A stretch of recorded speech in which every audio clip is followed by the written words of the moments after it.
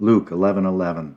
If a son shall ask bread of any of you that is a father, will he give him a stone? Or if he ask a fish, will he for a fish give him a serpent? Or if he ask an egg, will he offer him a scorpion? Folks, we've all heard about you will eat the bugs, and they're already doing it in dog food. And I knew about the crickets that they were selling in terms of what they want us to eat. We're going to cover that first and show you how it's not healthy. But what I get into after that blew my mind. And here it is, Jiminy's Craven Cricket dog food. And they market this as if it's extremely healthy, better for your dog. Even on the back of the package, it talks about how you can reduce your dog's carbon paw print. Really? Don't even get me started with the nonsense they're talking about cow farts in the weather. Fear is the path to the dark side. The fear of change, of progress. Luke, to defeat the Sith, eat the bugs, you must. With all the grandiose claims on how healthy these crickets are, let's hear from Dr. Berg. Someone had a question on one of my comments relating to bugs because a recent report says insects are the future of food. Bugs for dinner? Eating insects? They want us to all eat bugs by 2050 because of the rise of population. Will be roughly about maybe 9 billion people on this planet. So how are we going to feed them? I mean, everyone knows this fact because of the climate change and beef is not sustainable. We need to find other sources of food. I like to say my life's mission is to breed a bug that tastes like bacon. And yes, they even say the grass-fed regenerative farming type agriculture needs to go because of all the cow burping and the methane and what that does to the environment, because that's the big problem. And one of the big solutions would be the bugs because they're so high in protein and they're so nutrient dense. Well, let's do a little breakdown of this topic, because if we take 100 grams of these bugs, in this 100 grams, we have about 12 grams of actual protein. And there's about 5 grams of fat, 5 grams of carbs, a little iron, a little tiny bit of fat. But is 12 grams enough for our bodies? Actually, no. If we do the math and look at the actual number of crickets that we're gonna have to eat to get close to this protein, we're gonna have to 4x that. That's a nice big bucket of crickets. But for a lot of people, they're gonna need to 8 times that figure every single day to get their protein amount. I guess we can mash them up and put them into pizzas, and with all these other different flavorings, we can put them in burgers, sweeten them, and that might be a solution. But what about the cost? It's gonna be quite expensive, right? But they can bring the cost down by feeding the crickets, cheaper materials like maybe corn, soy, beet sugar, something like that. The problem with that is the nutrition comes down, and then the protein level comes down, and that's one little issue. Quite expensive to have healthy insects to eat, okay? Number 2, we're gonna have to get everyone to give up their traditional cultural foods, and that might take some work. I think that the first bite is the hardest, and then after that, people go, wow, that tastes pretty good.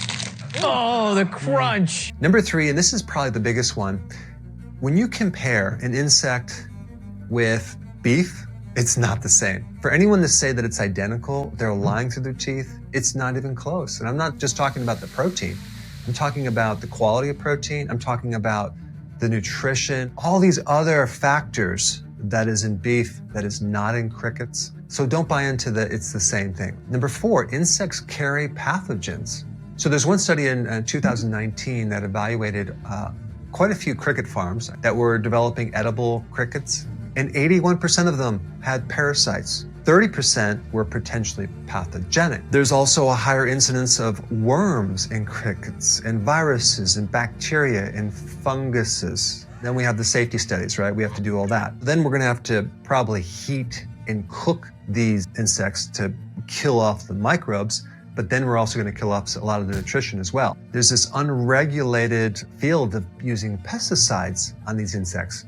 So you can use different chemicals to kind of manage some of these other factors that can be growing in these bugs. Then the next thing is that if someone has an allergy to shellfish, okay, because there's a similar protein involved, chances are they'll also have an allergy to bugs if they start consuming them. And then the next factor is that these bugs have this exoskeleton. It's like bones outside their body. And the main compound in there is called chitin. It's an anti-nutrient. It's not digested by our microbiome. And it also blocks vitamin A and vitamin E. And so this is just another negative. And so now we're doing another human pilot experiment that will put people on bugs and then see what happens after years. My viewpoint on the future of food being bugs does not look like it's going to happen. There are too many negative points about this. So the cricket sales pitch is just not working. It's not true. It's not healthy. And if it wasn't bad enough with the crickets, what I uncovered is absolutely disgusting, and I cannot believe this. And we'll go back to the brand Jiminy's again, who had the crickets, and now they have good grub. And that's a sneaky term because, let's get some good grub, right? Thinking it's good food. And it gets into how it's better for your pup and the planet, also a better carbon paw print. But what it's made from is black soldier fly larvae. That is maggots.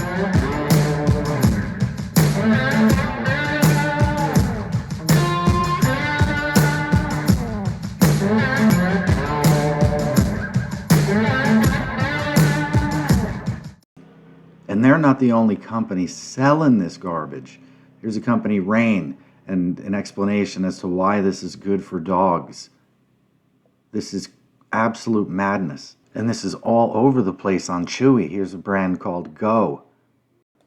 And the first ingredient is maggots. And here's another brand, Nature's Protection, calling it grain-free insect protein dog food made from maggots.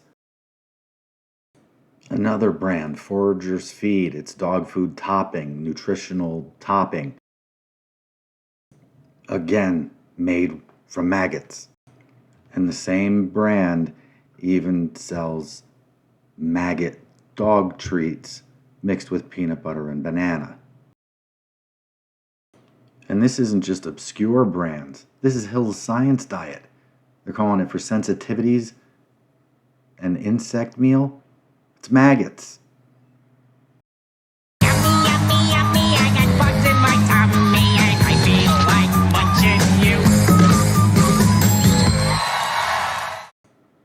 And here's an article from the pet food industry, and it talks about black soldier fly larvae in dog food, as dog food.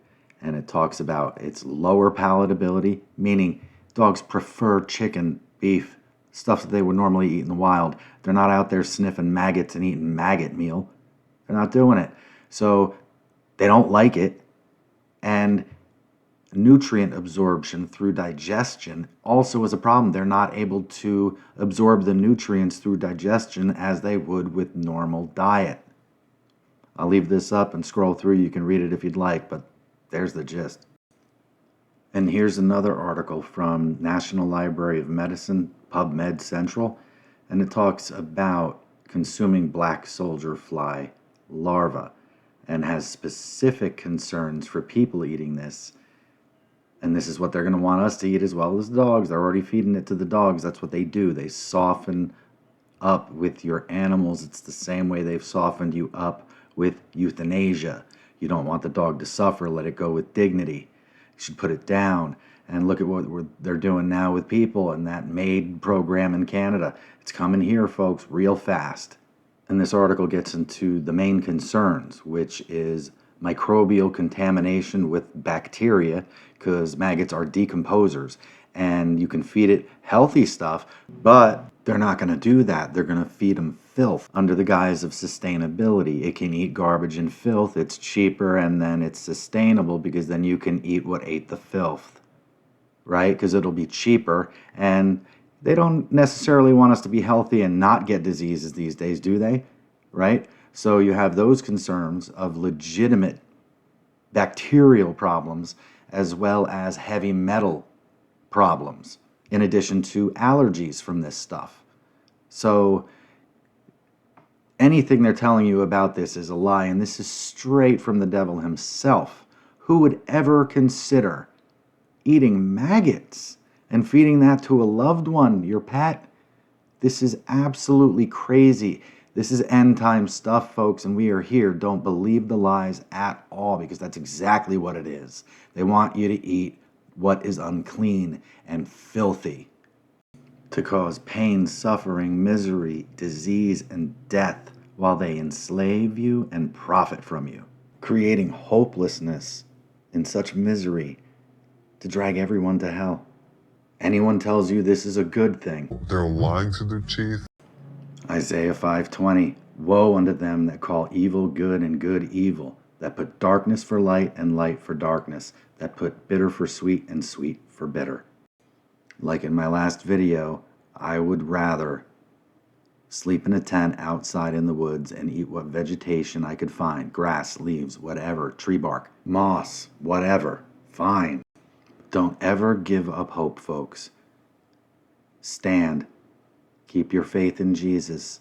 Walk away, like I plan on doing if I am still around. I bless you all in Jesus' name.